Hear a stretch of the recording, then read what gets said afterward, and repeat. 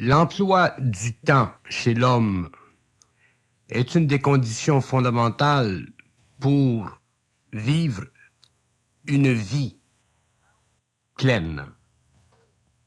L'être humain, naturellement, a beaucoup de difficultés à employer son temps d'une façon de plus en plus perfectionnée, afin de ne pas sentir dans sa conscience l'inutilité de sa conscience, c'est-à-dire une perte de possibilités créatives de sa conscience en fonction de ses vies matérielles. Pour que l'homme apprenne à employer son temps et à perfectionner le mode d'emploi de son temps, il lui faut devenir de plus en plus équilibré dans son mental.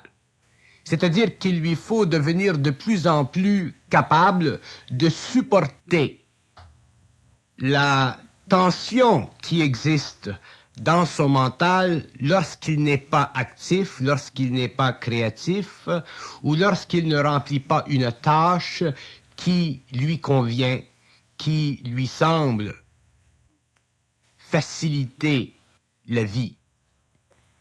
Mais pour que l'homme en arrive à neutraliser cette tension dans son mental, il faut qu'il développe ou qu'il apprenne à développer une sorte de foi, c'est-à-dire une sorte de compréhension profonde que son action, qu'elle soit ralentie ou accélérée, est toujours le produit de l'activité de son double sur son ego. Si l'homme est capable d'absorber cette tension, s'il est capable de réaliser que le temps qui doit être utilisé pour faire telle chose ou telle chose convient de plus en plus à sa conscience créative, au fur et à mesure qu'il se conscientise, l'ego sera désengagé de la responsabilité en apparence seulement du mauvais emploi de son temps. L'homme veut toujours que son temps soit rempli. Il veut toujours qu'il y ait équilibre dans son temps, qu'il y ait équilibre entre sa créativité et le monde dans lequel il vit. Mais d'un autre côté, l'homme ne peut pas être constamment en action créative. Il doit y avoir un repos en lui. Mais l'ego ne veut pas se reposer. L'ego n'aime pas le repos. Et surtout, l'ego n'aime pas le repos imposé par son double parce qu'il sent que son double peut nuire à l'équilibre éventuel de ses sens, à l'équilibre éventuel de son énergie. Et ceci est une illusion. L'ego ne peut pas, éventuellement, lorsqu'il est très conscient, perdre conscience de la perfection dans la créativité du double. Il ne peut pas perdre conscience de la réalité du double. Donc, il ne peut pas perdre conscience du fait que l'action du double à travers lui est une action qui est pleinement mesurée, est une action qui arrive dans un temps qui est à la mesure même de la relation qui doit exister entre lui-même et l'ego. Mais l'homme est tellement peu habitué à la coordination parfaite entre lui-même et son esprit ou son double qu'il a de la difficulté à, non pas nécessairement croire, mais à s'inviter à croire que le double le servira dans un temps précis, le servira en temps et lieu, et dans un temps qui sera parfait, c'est-à-dire un temps qui coïncidera avec les nécessités de l'ego.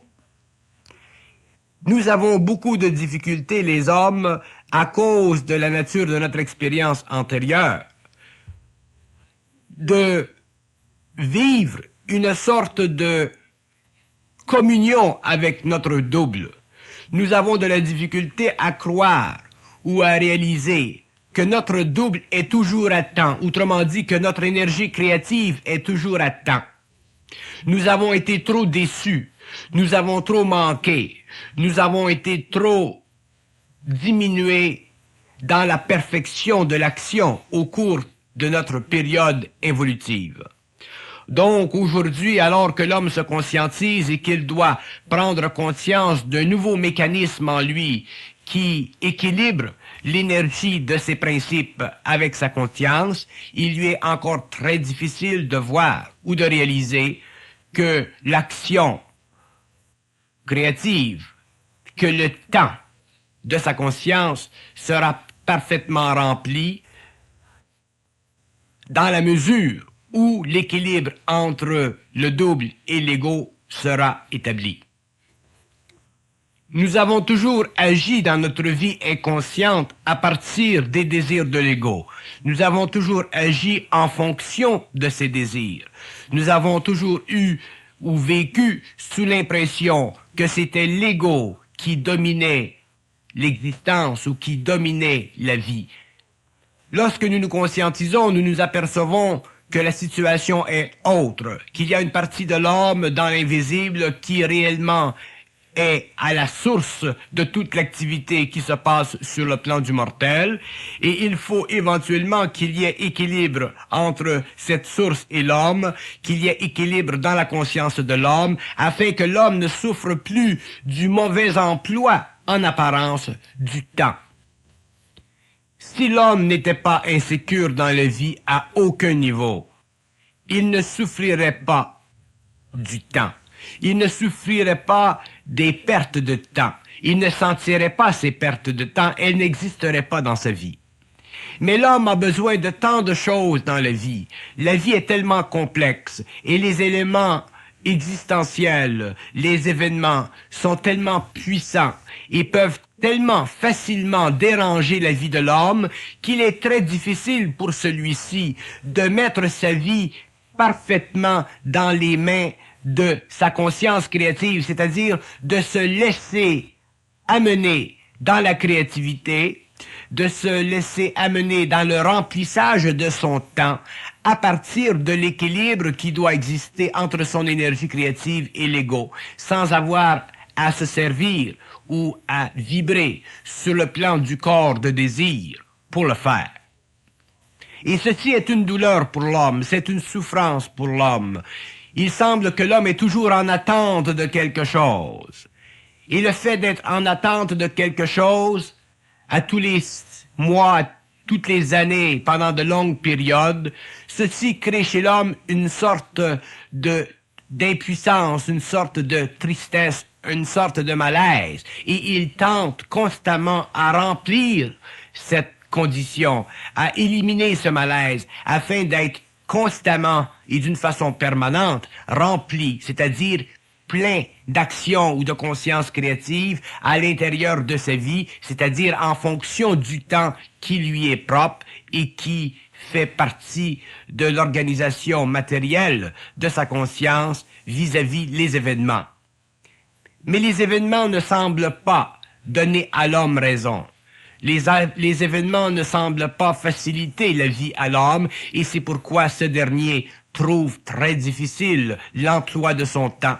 Il trouve aussi très difficile le fait que son énergie créative soit sous le contrôle d'une force ou d'une puissance qui n'est pas régie par lui. Autrement dit, l'homme ne sent pas qu'il a le pouvoir, quand il veut, instantanément, de corriger cette conscience du temps qui le fait souffrir.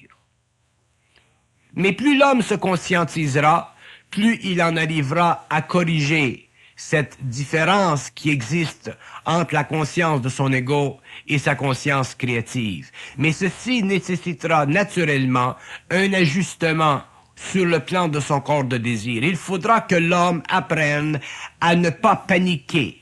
Il faudra que l'homme apprenne à savoir que s'il sait quelque chose, s'il sait que telle chose doit être faite, s'il sait que telle chose doit être vécue, cette chose sera vécue puisqu'il le sait, mais elle le sera dans des conditions qui sont parfaites et qui seront réalisées comme étant parfaites au fur et à mesure que l'ego pourra se désengager de l'inutilité et de la tristesse de sentir qu'il n'est pas actif ou qu'il n'est pas créatif ou que son temps n'est pas venu pour faire telle chose ou qu'il y a des forces en lui qui l'empêchent d'avancer dans la vie afin de se créer l'équilibre dont il a de besoin pour être bien dans sa peau. L'emploi parfait du temps est certainement une des grandes caractéristiques de l'existentialisme humain.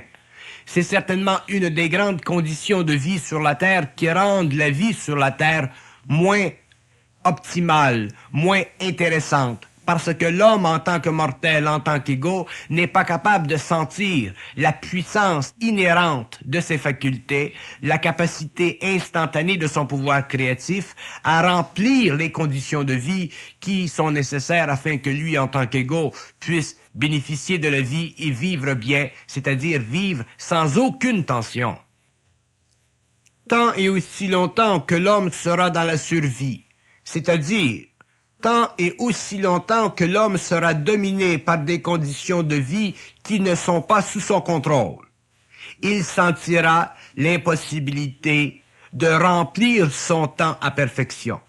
Il sentira l'impossibilité de vivre dans une temporalité qui coïncide avec son ego comme avec sa conscience créative.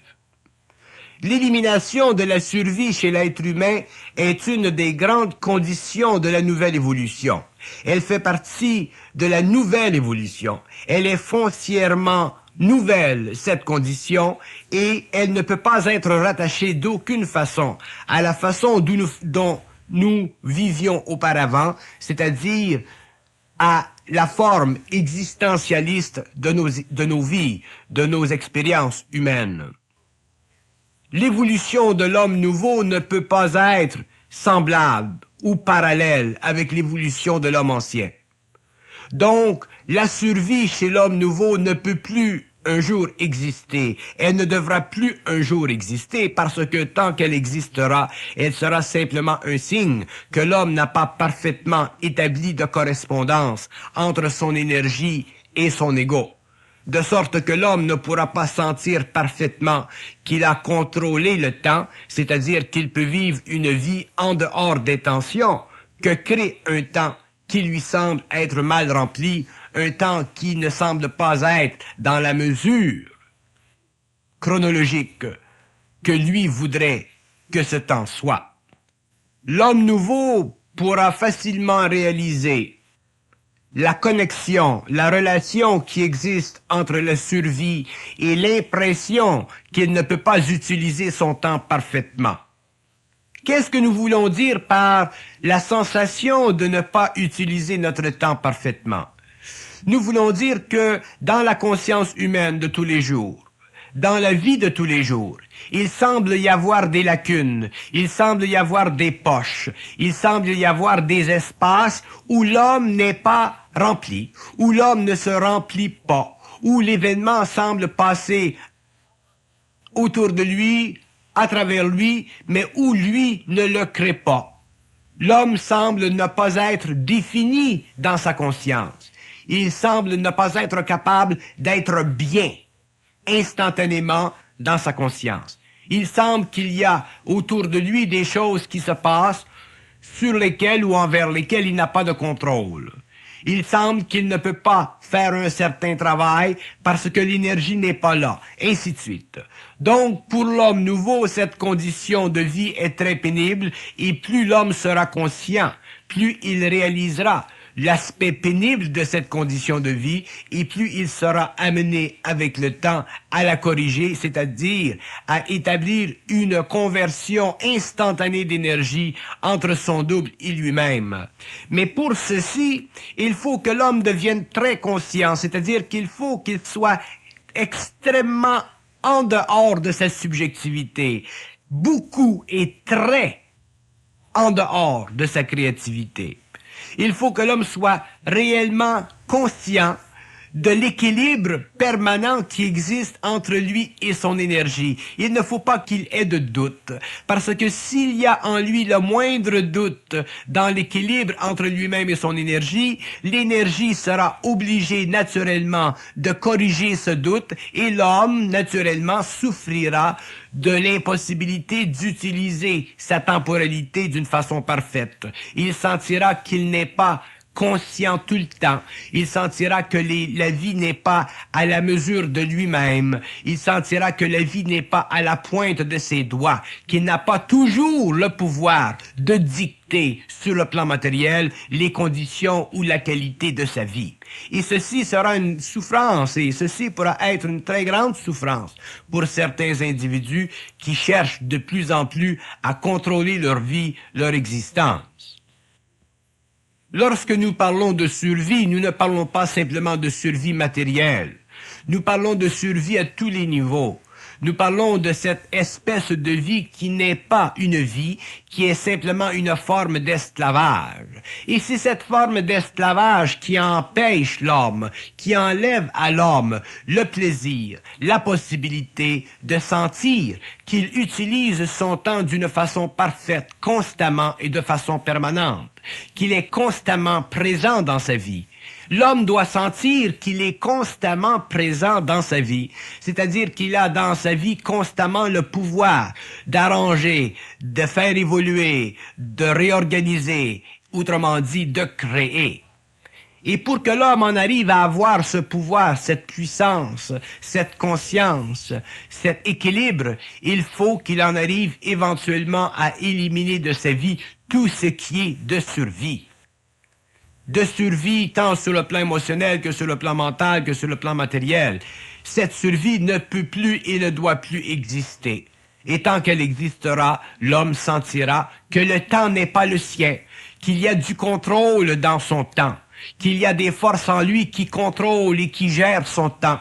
Et tant que l'homme sentira qu'il y a en lui des forces qui gèrent son temps, il ne sera pas libre, il ne sera pas capable de bénéficier d'être humain, conscient et libre dans sa conscience. Pour l'ego, de vivre la conscience du temps, c'est une souffrance, parce que la conscience du temps reflète un mouvement qui n'est pas ajusté. Lorsqu'il y a du temps dans la conscience de l'ego, c'est que sa conscience n'est pas ajustée. Les événements ne sont pas parfaits. Il y a une retenue d'énergie quelque part. Et pour l'homme, cette conscience du temps devient une souffrance, et moins il y a harmonie dans le flot des événements, plus cette conscience du temps devient aiguë, plus elle devient pénible, et plus l'homme vit une tristesse dans le fond de sa conscience. Et cette tristesse doit un jour disparaître. Et elle disparaîtra naturellement au fur et à mesure que l'homme se conscientisera, c'est-à-dire au fur et à mesure qu'il pourra prendre contrôle de sa vie, des événements dans sa vie, et ne plus souffrir du temps qu'il avait souffert pendant l'évolution. Mais pour que l'homme ne souffre plus du temps, il faut qu'il soit en dehors du temps.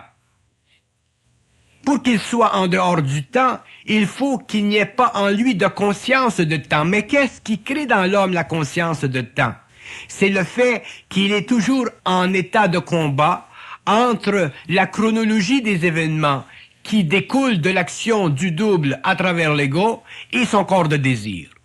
Donc, la souffrance du temps pour l'homme est le produit de la lutte entre l'ajustement de son énergie et son corps de désir. Si son corps de désir est très actif, naturellement, il souffrira de plus en plus du temps. Moins son corps de désir est actif, autrement dit, plus il est mental dans la conscience de son énergie, moins il souffrira du temps parce que il saura que tout vient à temps. Donc, il n'aura pas la tension interne de sentir le manque d'équilibre entre la vie qu'il veut bien mener et qu'il veut faire et les événements qui doivent remplir les conditions d'une telle vie. À partir de ce moment-là, il s'habituera petit à petit à prendre son temps, c'est-à-dire à ne pas être énervé, à ne pas être excité, à ne pas être tendu à l'intérieur des conditions de vie qui ne sont pas encore amenées à une concrétion, amenées à une finalisation. Mais ceci demande une très grande exercice. Ceci demande une très grande capacité d'absorber la tension qui existe entre l'énergie et le corps de désir.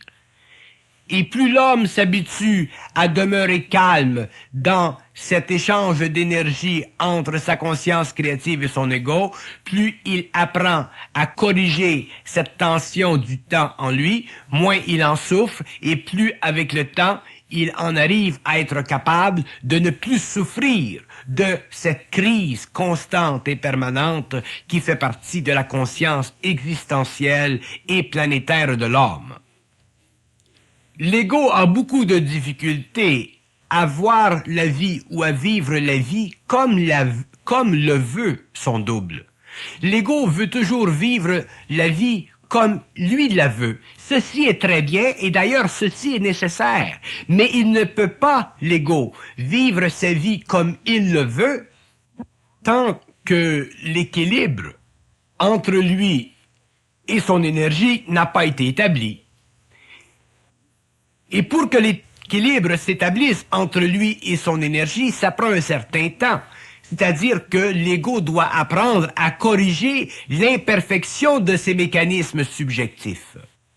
C'est l'imperfection des mécanismes subjectifs de l'ego qui font qu'il souffre de la temporalité. Ce n'est pas la faute de son double.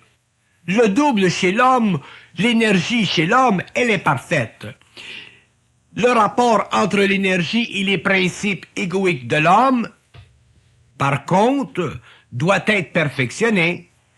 Et c'est justement dans le perfectionnement de ce rapport que nous découvrons éventuellement un équilibre qui fait en sorte que l'ego ne souffre plus du temps parce que le mouvement de l'énergie à partir de son double coïncide parfaitement avec l'événementiel qui fait partie de l'organisation systémique de sa vie en évolution.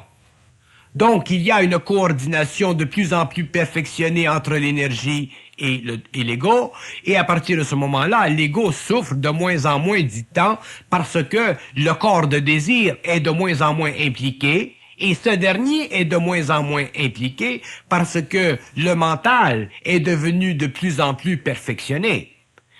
C'est l'absence de perfectionnement dans le mental humain qui fait que le corps de désir a tendance à créer une tension dans l'événementiel et à reproduire cette tension dans le fait que l'énergie n'est pas toujours prête à manifester à travers l'ego sa puissance parce que le temps de l'énergie n'est pas parfaitement intégré au temps de l'ego.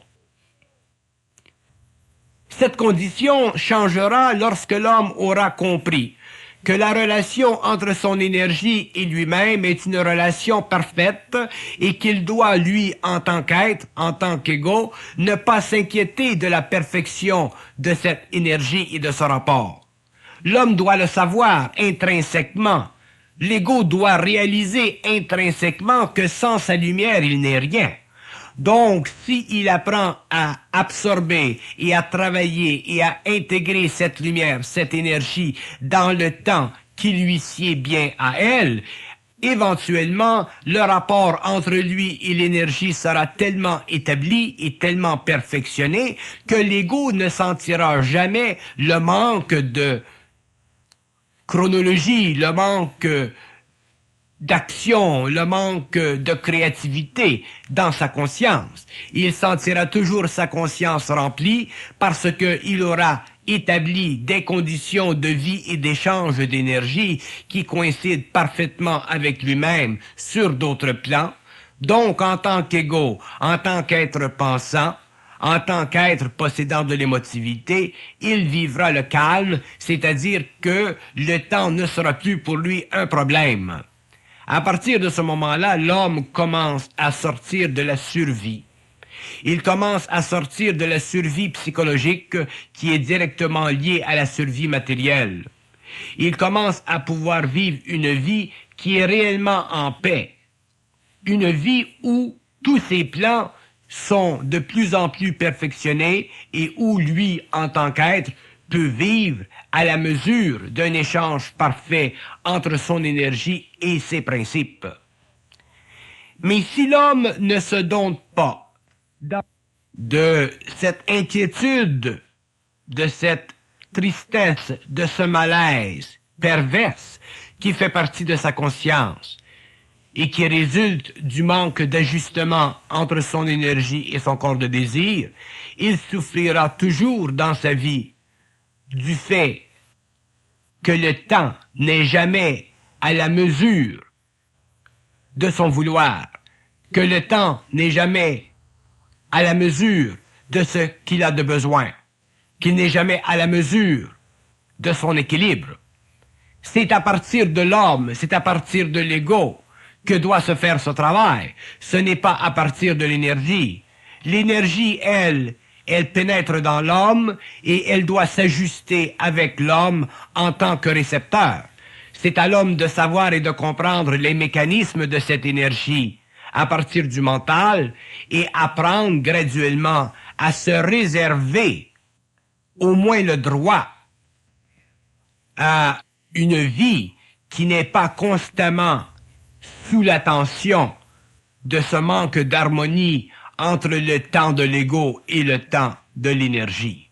D'ailleurs, nous pouvons assurer l'homme que l'équilibre entre l'énergie de sa conscience et de son ego est directement proportionnel à l'élimination de cette tension permanente qui existe et qui a toujours existé dans la conscience humaine, celle du fait que le temps n'est jamais sous notre contrôle, que le temps n'est jamais à la mesure que nous voudrions qu'il soit.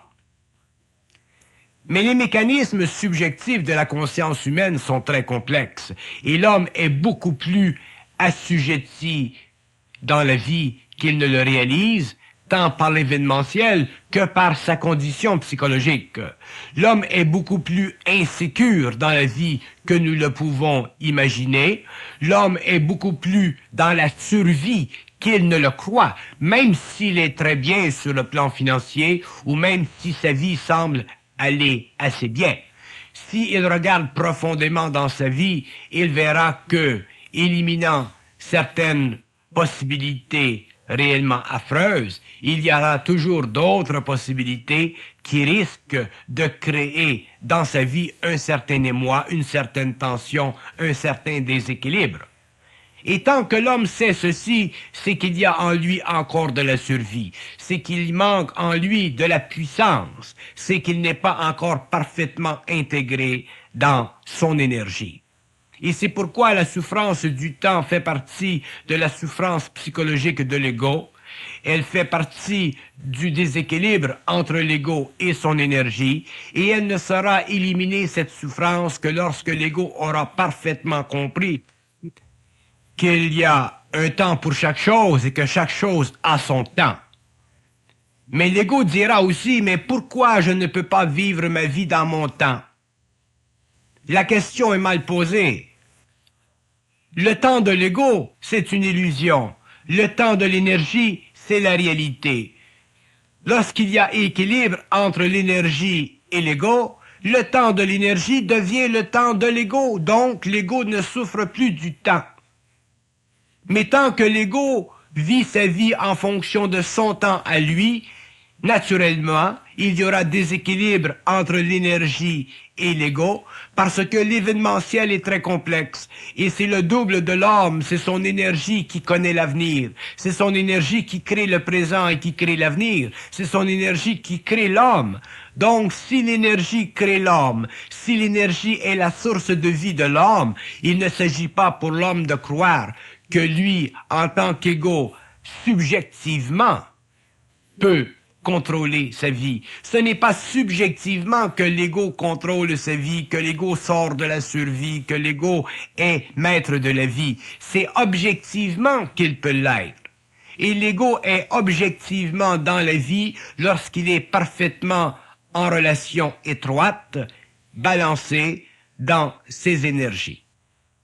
Donc, les mécanismes insuffisants de la subjectivité humaine, les mécanismes psychologiques de l'ego, sont responsables de l'impression qu'il a, de la tristesse qu'il vit, lorsque le temps n'est pas à la mesure de son corps de désir. C'est à l'ego d'apprendre à corriger cette imperfection, à corriger ces mécanismes d'habitude et à prendre conscience que la survie est le produit de l'action de l'ego qui n'est pas capable d'ajuster sa vie à son énergie.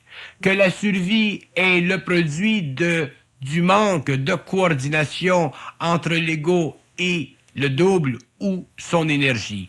Que la survie n'est pas nécessairement une condition fixe de vie, mais qu'elle est une condition très grande de vie, tant que l'homme n'a pas réellement compris qu'il doit vivre sa vie en fonction directe de son énergie et jamais en fonction des mécanismes subjectifs de l'ego qui veulent coordonner la vie ou l'événementiel selon le corps de désir de l'ego.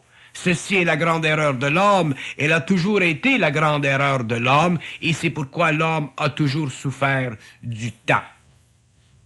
Mais lorsque l'homme se conscientise et qu'il commence tout de même à comprendre des choses que l'homme ancien ne comprenait pas, que lorsqu'il commence à réaliser les mécanismes fonciers de la conscience humaine, il n'y a plus de raison éventuellement pour l'homme de souffrir du temps comme il l'avait souffert auparavant.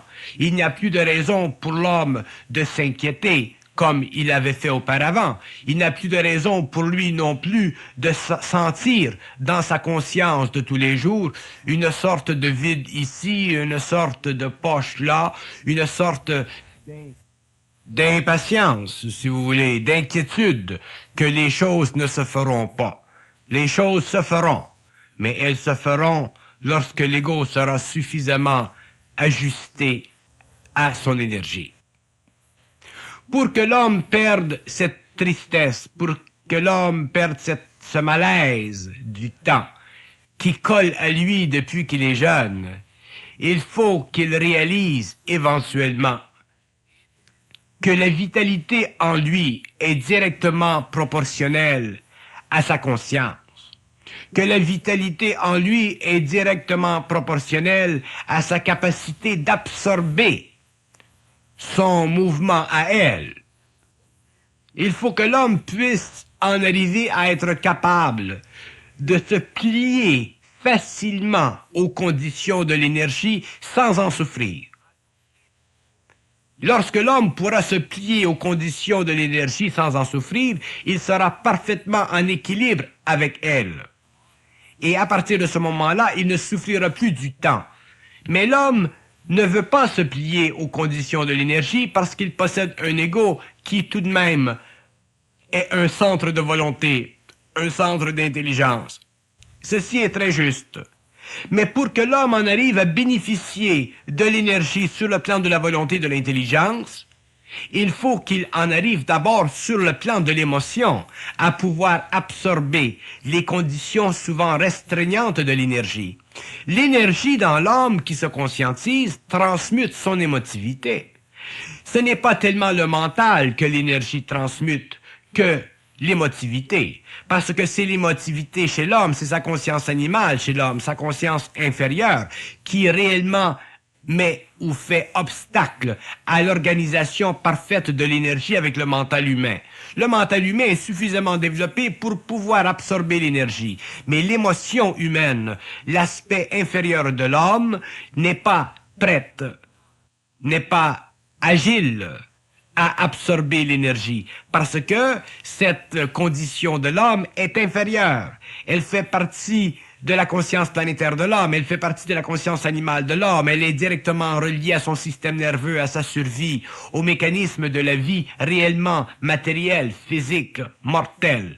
Tandis que le mental de l'homme est capable d'absorber des choses, des plans de conscience, de l'énergie qui ne sont pas affectés par l'émotivité.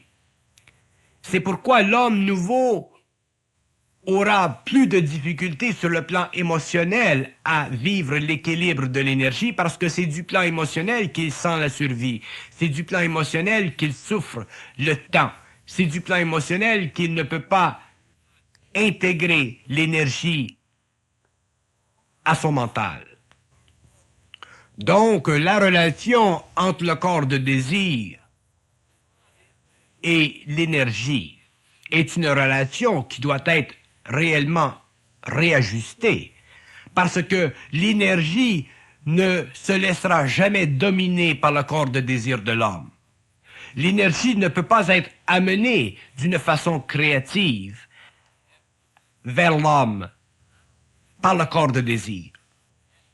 L'homme est impuissant sur le plan du désir à ordonner à l'énergie. Et il ne s'agit pas d'ailleurs d'ordonner à l'énergie, puisque l'énergie fait partie de la conscience supérieure de l'homme. Donc c'est nettement une illusion. C'est pourquoi l'homme souffre du temps. C'est pourquoi l'homme sent dans sa vie de tous les jours qu'il y a des espaces vides, des espaces qui ne sont pas remplis. Il semble qu'il perd son temps. Et l'homme semble perdre son temps parce que justement, son corps de désir est encore actif, il est encore trop actif. Il y a une différence entre l'actualisation du corps de désir chez l'homme et la manifestation de sa volonté créative. Dans la manifestation de la volonté créative de l'homme, il n'y a pas de désir. Il y a simplement le mouvement puissant de l'énergie à travers le mental. Donc, il n'y a pas de problème de temps. Mais dans l'expression du désir chez l'homme, il y a effectivement du temps, parce que ce temps ne coïncide pas avec la temporalité de l'énergie. Donc l'homme souffre, l'homme sent un vide, l'homme sent un manque d'organisation, il sent un manque de chronologie, il sent un manque de perfection dans les étapes de vie. De là sa souffrance existentielle. Si nous souffrons dans la vie, c'est parce que nous souffrons de nous-mêmes, nous souffrons à cause de nous-mêmes, nous ne souffrons pas à cause de l'énergie. Nous avons l'impression que nous souffrons à cause de l'énergie, mais cette impression, elle est fausse. Nous souffrons à cause de nous-mêmes parce que nous n'avons pas intégré l'énergie. Si nous avions intégré l'énergie, nous ne souffririons pas de l'énergie. Donc, il ne s'agit pas pour l'homme de blâmer l'énergie. Il s'agit pour l'homme de voir en lui les mécanismes qui font défaut, les mécanismes qui sont de vieilles habitudes, les mécanismes qui empêchent l'énergie de se placer dans lui, en lui, dans son temps à elle, temps qui coïncidera parfaitement avec celui de l'ego, lorsque l'ego sera finalement libéré, si vous voulez, du pouvoir puissant du corps de désir. Le corps de désir chez l'homme est beaucoup plus puissant que l'homme ne se l'imagine. Il est très puissant parce qu'il fait justement partie de sa conscience animale. Il fait partie de sa conscience apeurée. Il fait partie de sa conscience impuissante. Il fait partie de sa conscience de survie. Il fait partie de tout ce que chez l'homme est mortel, de tout ce que chez l'homme est planétaire. Donc le corps de désir chez l'homme donne à l'ego l'impression qu'il peut aller de l'avant. Mais en fait, le corps de désir chez l'homme n'est qu'une réaction naturelle, animale, à l'énergie qu'il ne peut pas dompter, qu'il ne peut pas contrôler, qu'il ne peut pas intégrer. Lorsque l'homme aura intégré l'énergie, il n'y aura plus de conflit en lui. Il n'y aura plus de conflit entre l'invisible et le matériel. Il n'y aura plus de conflit entre le mental supérieur et le mental inférieur. Donc, il n'y aura plus dans l'homme d'expression subjective de vie, colorant, si vous voulez, son existence et lui faisant ressentir qu'il n'est pas heureux. Il ne pourra pas ne pas être heureux. Parce que justement, le corps de désir aura été suffisamment ajusté pour que l'homme puisse finalement bénéficier de l'harmonie totale et parfaite de son énergie avec son mental. C'est réellement dans la coordination entre l'énergie et le mental que commence la vie de l'homme. Ce n'est pas dans la relation entre le mental de l'homme et son corps de désir. Mais l'homme a beaucoup de difficultés à voir la différence entre sa conscience mentale supérieure qui est agissante et créative et son corps de désir. La ligne de démarcation entre les deux n'est pas encore parfaitement définie.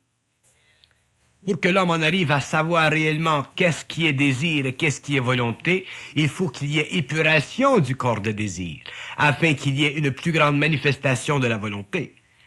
Donc la manifestation de la volonté, elle est proportionnelle à l'épuration du corps de désir, elle est proportionnelle à la capacité chez l'homme de rendre parfaite son action au lieu de la rendre simplement d'une façon existentialiste, c'est-à-dire de la rendre en fonction d'un désir quelconque. Si l'homme rend son action ou crée une action en fonction d'un désir, cette action n'est plus sous le contrôle de l'énergie. Elle est sous le contrôle des forces planétaires, donc automatiquement, il y aura en elle de la polarité et l'homme ne pourra pas bénéficier de son action d'une façon parfaite. C'est pourquoi d'ailleurs les hommes qui vivent des actions en fonction de leur corps de désir sentent toujours une petite imperfection, sentent toujours une diminution de la valeur réelle et absolue de l'action. Il n'y a jamais dans cette action de l'absolu, donc il y a toujours dans l'action de l'homme qui part d'un corps de désir, qui vibre, une sorte de tristesse. Tandis que lorsque l'homme vivra une action qui part de sa conscience créative, libre du pouvoir du corps de désir planétaire, l'homme pourra à ce moment-là remplir son temps. Il sentira que son temps est toujours rempli parce que le désir de l'homme, le corps de désir de l'homme ne mettra jamais son nez dans les affaires de la vie de l'homme. Et les affaires de la vie de l'homme ou la vie de l'homme fait partie de la conscience de l'homme, fait partie de son énergie, fait partie de l'action du double à travers l'ego. Donc, lorsque le corps de désir aura cessé de vibrer, l'homme commencera à ce moment-là à ne plus souffrir du temps. Et si l'homme un jour en arrive à ne plus souffrir du temps, il verra combien douce est la vie, combien pleine est la vie, combien plein est le temps, combien parfait est son temps et jusqu'à quel point l'équilibre existe entre son énergie et son ego. L'homme verra à ce moment-là qu'il n'est plus dans la survie, que la survie ne peut plus l'atteindre parce qu'il est parfait dans son énergie. L'énergie créative de l'homme ne peut pas le laisser tomber parce qu'elle fait partie de la vie. Mais le corps de désir de l'homme peut le laisser tomber parce que le corps de désir de l'homme ne fait pas partie de la vie. Il fait partie de l'existence, il fait partie de la conscience inférieure de l'homme. Il fait partie de la conscience qui s'inquiète des résultats, qui s'inquiète de l'avenir, qui s'inquiète de ce qui n'est pas devant lui, devant ses yeux. L'activité du corps de désir humain, c'est l'histoire de l'homme, c'est l'histoire de l'humanité, c'est l'histoire de l'existence, c'est l'histoire de la survie. L'homme doit un jour être capable de sentir que son temps est plein et il ne sentira ceci que lorsqu'il aura maté son désir, autrement dit qu'il aura maté l'inquiétude dans la vie. Et l'inquiétude dans la vie, elle peut se projeter dans toutes les directions et affecter tous les secteurs de la vie humaine. Et tant que l'homme n'aura pas maté cette inquiétude profonde, subtile et permanente en lui, il sera dans la survie et il sera toujours prisonnier du temps. Il ne pourra pas sentir qu'il n'est pas dans le temps et souffrant du temps ou de la perfection du temps en lui.